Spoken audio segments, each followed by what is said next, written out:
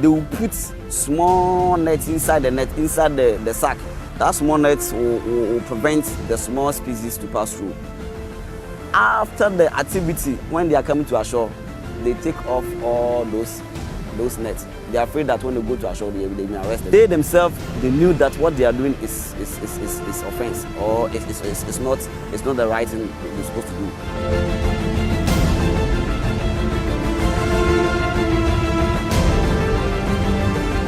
They are using an illegal mesh size. Otherwise, they shouldn't be landing juvenile fish. The fish they are throwing back into the sea, they are dead. When they get to the bottom, they are even going to cause putrefaction there, cause the pollution of the area where they have discarded the fish. Somebody should be able to call the minister to order that, look, the measures that you are busily concentrating on are not yielding results because cycle renders all of them ineffective.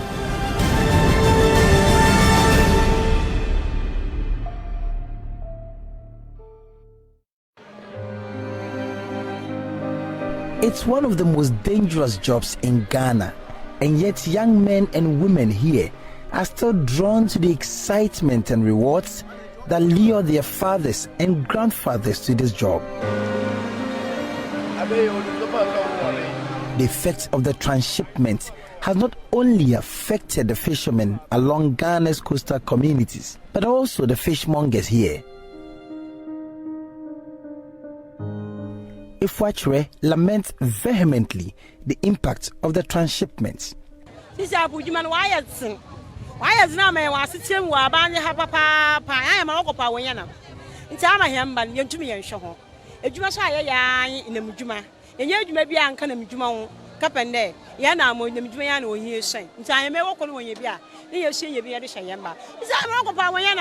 Why my young war school share? You to be a Joe war school fees, Yama or SSC, for about 10 to the Tia Slabine, or Masaikophone, Walla High. This is I go for my young Pawinian and Tia Panchoya Sran. Unless I go from 2 1 question. Another more by you over Conjuanca. Now for you, my and Namajuma, just all by my young Tia San, I buy a panicho. I want you one for you shall food. As I go from Taman and Papa Bia and a Punimu. It is a Yamia no one question. Inka kama yi na febia mba oda kan namne eba ne potunya so wa yekai enkan ma musa ampale so misidun me ma me tubia ho na ma ma adechi yitu bi yan ho de eja nka na egu adecha ya hyɛ no monwan nso nda namna yenya bi bo na ya ho.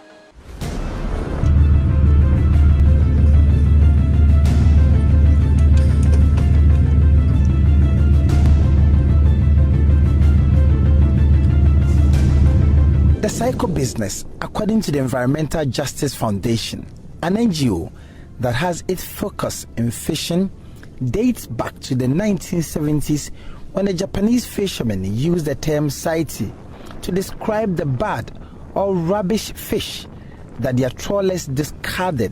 But local artisanal fishers here in Ghana, who said the catch was of value, insisted it was saiko, meaning good or useful fish. Subsequently, it developed into an informal trading system where unwanted fish caught by industrial vessels was exchanged at sea for goods such as oranges and water. The practice is prohibited under Ghana's fisheries laws and attracts fines of between $100,000 and $2 million, with a minimum fine increasing to $1 million where juvenile fish is involved or prohibited fishing gear is used. In 1996, when we hit the peak of small pelagics, we landed 130,000 metric tons, right? So Saiko is taking 110 out of the 130 historical maximum. So look at the quantum of fish that we are losing to Saiko. And the small pelagics they are catching, when you examine the Saiko fish tablets, we have conducted studies and come out with the result that 55% of the fish in the small, in the tablets belong to the small pelagic group, 55%. belong to the small pelagic group. Now, and majority of them, more than 90%, are juveniles. In other words, even those that are demersal fish or large pelagics, it is their juveniles that are found in the cycle tablets. Now, if you are catching juvenile fish, it shows that you are not fishing in offshore waters. You are not fishing at the bottom, but you are fishing in inshore waters, because juvenile fish of small pelagics and even the large pelagics, they are found in inshore waters. That is what our biology tells us, and that's what we have observed. So if you are selling tablets of fish containing 90% juveniles, then you are not fishing in offshore waters, you are fishing in inshore waters. Professor Kwadwo Nyarko, the head of the Scientific and Technical Working Group, speaks of the consequences of the cycle business and its devastating effect on the coastal dwellers who depend on the sea. About 80 to 90% of the fish in the cycle tablets, they are juvenile fish. And the fact that they are juvenile means that the size of the net, the mesh size, is not legal. They are using an illegal mesh size. Otherwise, they shouldn't be landing juvenile fish. So apart from not fishing in the area that they have been designated, they have been licensed to fish, they come to inshore waters and use undersized mesh as well. So that business is illegal, totally illegal. The point is that where did they catch the fish? They came to inshore waters and caught them, and after taking what they want, they throw the rest. They are wasting the resource. The fish they are throwing back into the sea, they are dead.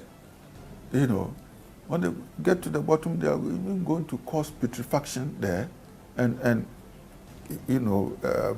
cause the pollution of the area where they have discarded the fish. And we know where the cycle fish are sold. They are sold at Elmina, Apam, Axim. These are the key centers. And we are looking on. Why don't we stop them? Those who are selling them, why don't we stop them from going to pick the fish from the high seas? In November 2019, the Ghana Industrial Trawlers Association Executive Board wrote to the Minister of Fisheries and Aquaculture, stating that they have suspended the cycle transshipment of fish at sea. However, transshipment has always been illegal in Ghana's waters, and since GT's statement, around 70 cycle canoes have landed at Elmina and Apam.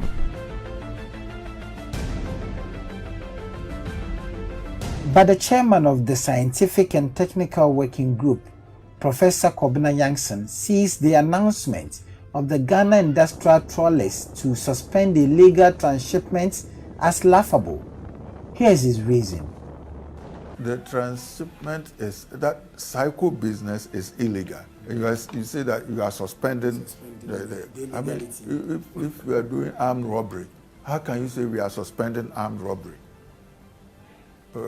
After some time we will come back.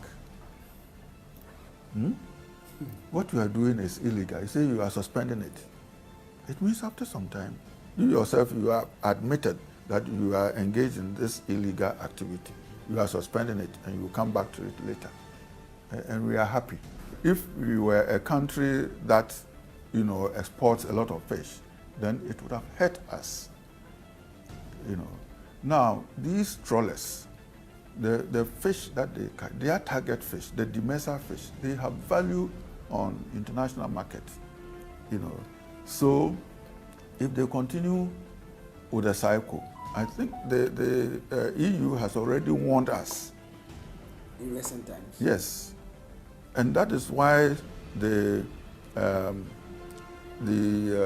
cycle people came out and said that they are suspending cycle because of the warning. You see. But if they say they have suspended it and they are still doing it, then EU might come in again.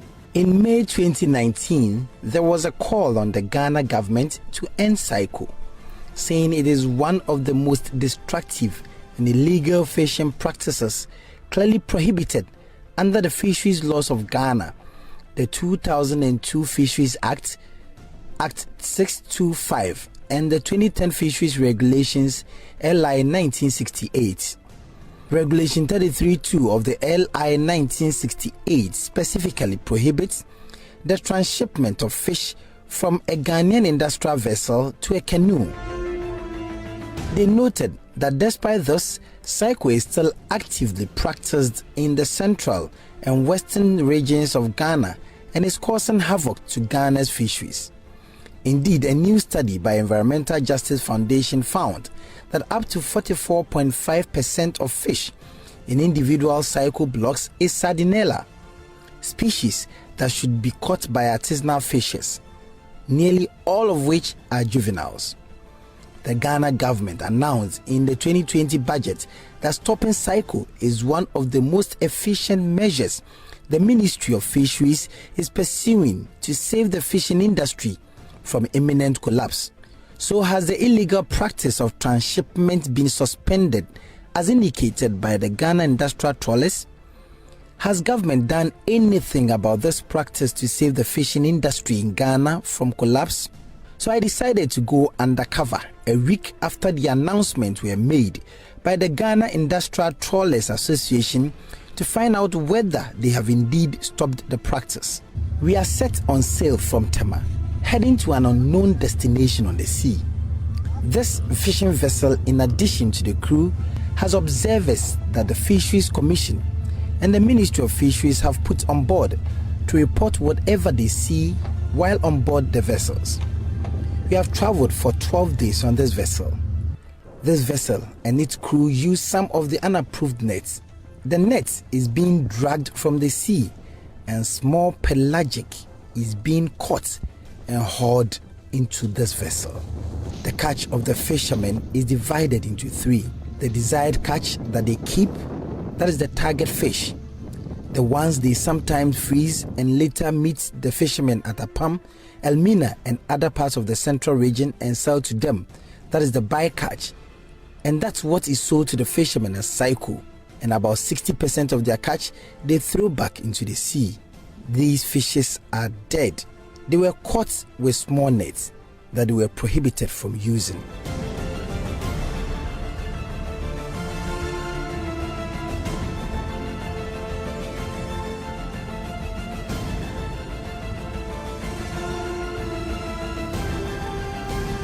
For this vessel, the activities of the trawlers were pervasive. They were fishing within the 30-meter exclusive zone. This is something the fisheries regulation detests. These are dead fishes that are thrown back into the sea. And scientists say the throwing back of the small pelagic that are dead further poisons the sea and worsens the problem of the dwindling fish stocks. These trawlers now not only target the demersal, that is the bottom-dwelling species for which they are licensed, but the species reserved for artisanal fishers, such as the severely depleted small pelagic, known as the people's fish. The same activities were observed in vessels with registration numbers Menjin 5 and Jinhain 608. At Apam and Elmina, the fishermen meet them on the sea, and the frozen fishes are sold to them. I meet one of the observers who has been assigned by the Fisheries Commission and the Ministry to observe and report the activities in the fishing vessels. He looks worried about the activities going on. I call him Atumpiki. They will put small nets inside the net, inside the sack. The sack. They will put small nets inside. That small net will prevent the small species to pass through. After the activity, when they are coming to ashore, they take off all those nets. They are afraid that when they go to ashore, they may be arrested. So they themselves, they knew that what they are doing is offense, or it's not the right thing they're supposed to do. I'll make sure I bring all the necessary report to the ministries.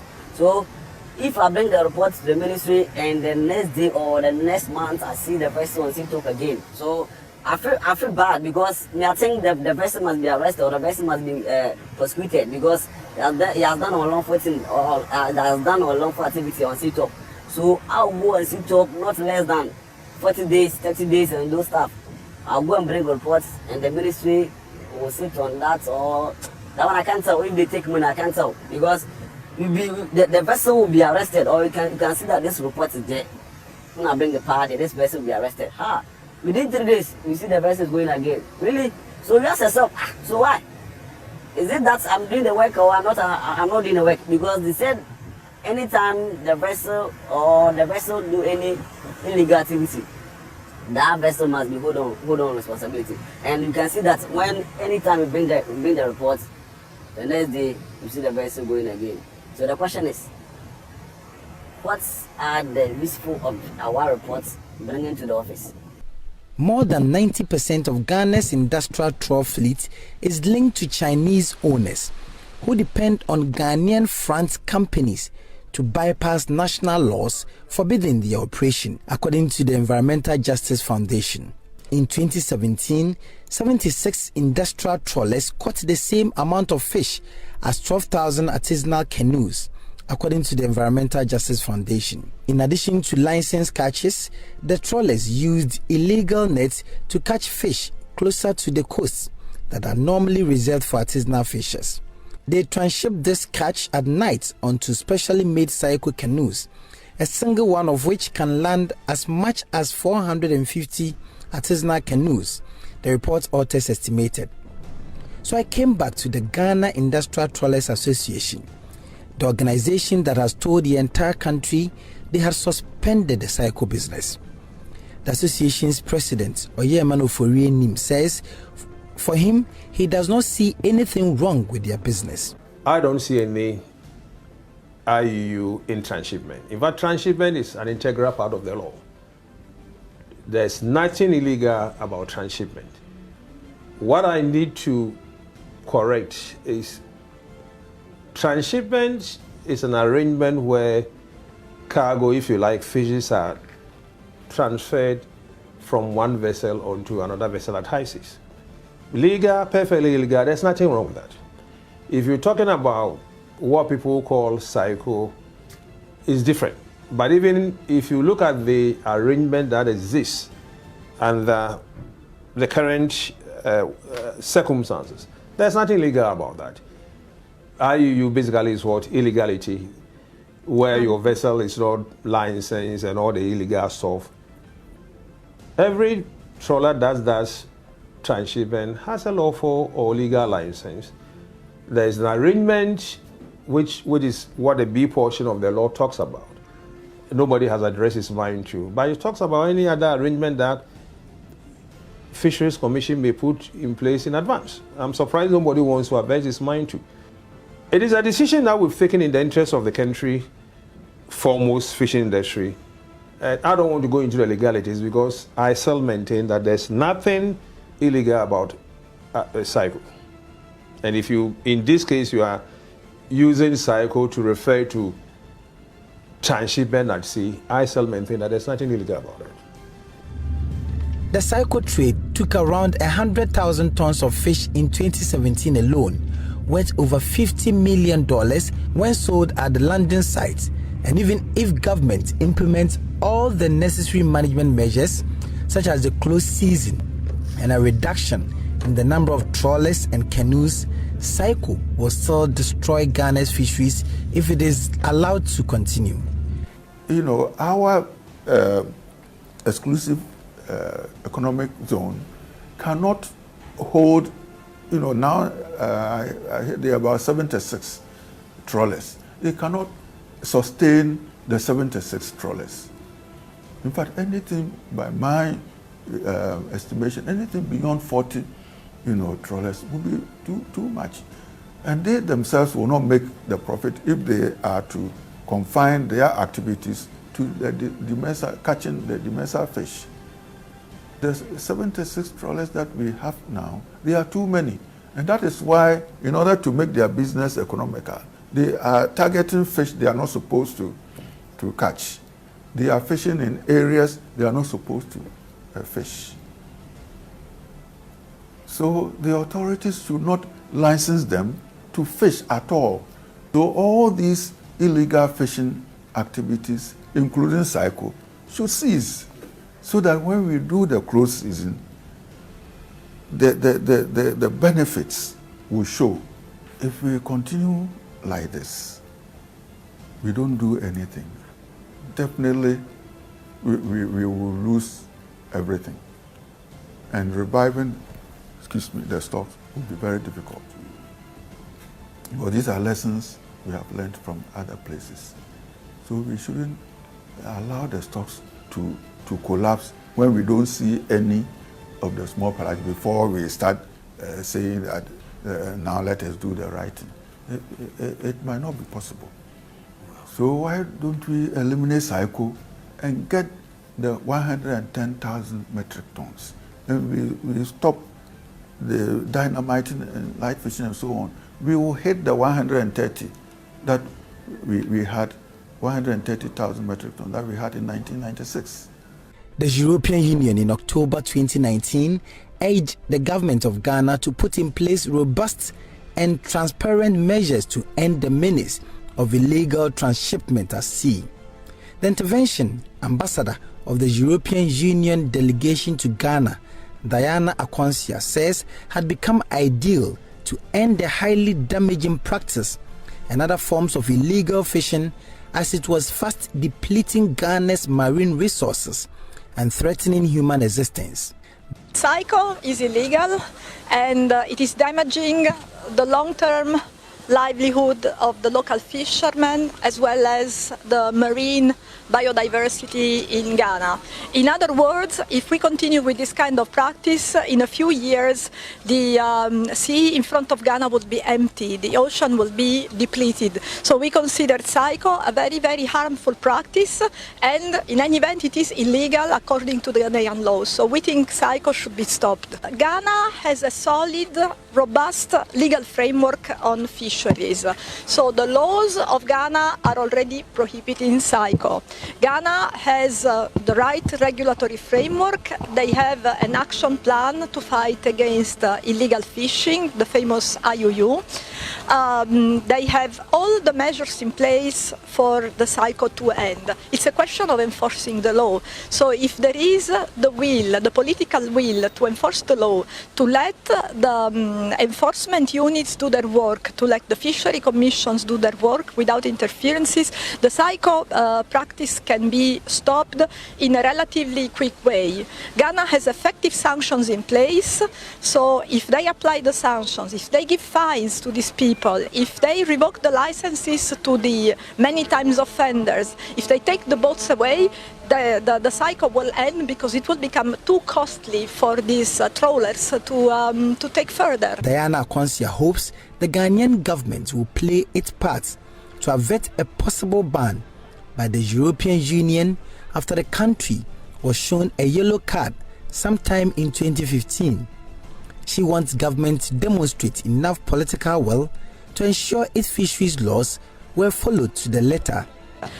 Yes, Ghana got what is called the yellow card in IUU because its legislation and its sanctions were not up to scratch to fight against illegal fishing.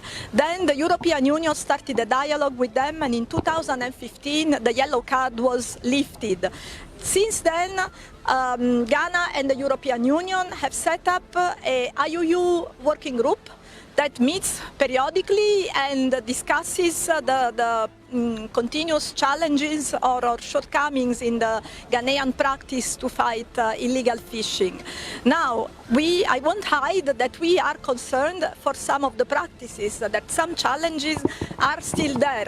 We hope that together with the Ghanaian government we will be able to overcome these challenges without having to start again with the yellow card that honestly doesn't please anybody. We hope that the problems that are there can be solved, because as I said before, in the previous phase, when Ghana got the yellow card, they put in place all the measures that the European Union asked them to put in place. They were also helped by the World Bank to put their legislation in a very good shape. So everything is there, it's just a question of enforcement. For Nana Kweja, his consolation is that he was able to go to school, but thinks about what will happen to the thousands of fishermen in the coastal communities who have nothing to hold on to but fishing. He dreads the effects of the cycle business. So if I had not listened to my father and just remained a fisherman without going to school, I would have found myself in the situation that other fishermen find themselves in now. And I can tell you on authority that poverty in fishing communities have worsened. Standard of living has actually deteriorated, and our fishermen are really suffering. Fishmongers, fish processors are really suffering. It is not easy at all in fishing communities now. You know of a study by Hempuano revealed that in the last 10-15 years, the income of fishing communities or fishing crew have fallen by as much as 40%, and that is not easy. So life in fishing communities is now is very difficult these days. Government faced a stiff opposition before the implementation of the close season in 2019 because the fishermen believed the move was not well thought through and was targeted only at the artisanal fishers, while the industrial trawlers were left off the hook. The practice of cycle has severe implications for Ghana's artisanal fishing sector, which is critical to food security and provides significant jobs for about 10% of the Ghanaian population. Richard Kwadwo Nyarko for Joy News' Hotline.